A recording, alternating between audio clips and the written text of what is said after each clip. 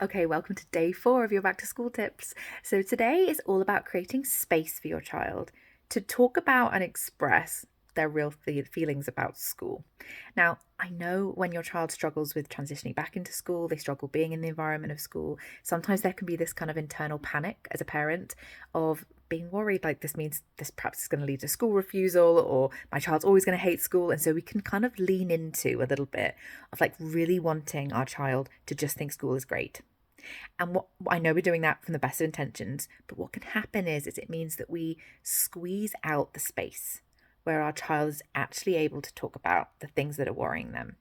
And for me, when I'm working with parents, whether it's one-to-one or within my membership or my group program, is we always want to do what I call, which is keeping the door of communication open. Because when our child's struggling with something, it's so important that we know about that. And so we want to create some space on day 4 for perhaps our child really struggling with the idea of going back to school. And that might look like a few different things. So let me give you some examples. So it might be that when you've been trying to do perhaps day 2 and 3 tips, your child's just shut you down the whole time, right? And maybe you felt that kind of panic coming up for you in terms of thinking like, oh my gosh, I need to talk about my child. I want to increase the predictability, but my child won't let me talk about it. And so we might have this sort of sense of like needing to push the conversation with our child, maybe bringing it up a few more times, and our child's really trying to shut us down. Space might be, in that example, really allowing our child to not talk about it, right? And so I might really, really up the ante here. So when our child's going, no, no, no, no, no, I don't want to talk about it, I might be like, no worries, right? Of course, I don't want to make you talk about something you're not comfortable with, right? It might be space in that way. Or it might be that our child's saying like, I really hate school. I don't want to go to school. I don't like my teachers, right?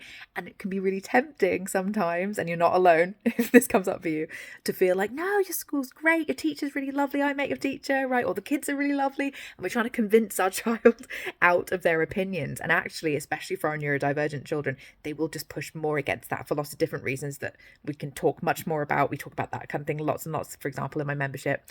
But we really want to understand that it's really important that if our child is feeling like they don't want to go to school, they don't like school, or they feel uncomfortable with school, or they're resistant about it, that we want to be curious about that, which means moving towards something that might feel uncomfortable for us. And so creating space around that might be about saying something to your child like, tell me why it is you don't like school. Not because we're trying to convince them in this moment, right? But just because it's really useful, what I like to call information gathering, right? Which is some of the things your child might say once you really start to welcome it might be different from what you're thinking.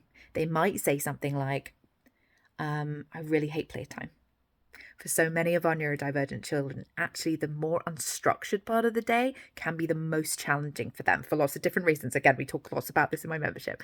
But we want to understand actually what are the different bits that are most difficult. Is it the social interaction, right? They might say something, I don't have any friends. I don't like Connor, or I don't like Margaret, or whoever it is, right? And for us to be really curious, like, oh, tell me more about that. Right. And so when you're creating space in this way, I want you to think about 2 things. One is real curiosity, right? Just following up with like, oh, tell me more, right? Or I'd love to hear more about that, right? And then really validating of saying something like, yeah, I can understand that that's really challenging, right? I'm really glad you feel you could share this with me. So day 4, my tip is to create a little bit more space. Let me know how you get on with this. It's going to be so helpful for laying the groundwork to really support your child going forward when it comes to their relationship with school, because this is not something that we can just, solve overnight. Our education system is not set up really effectively to support our children who are wired differently. And so it's really important that that communication door is wide open so that when our child is struggling, that they can tell us. And really, really importantly, this is really important, that they understand that we're on their team and we want to help them. We want to help them be more at ease in that environment, right? And that really starts with curiosity and space. So that's your day 4. Let me know how you get on.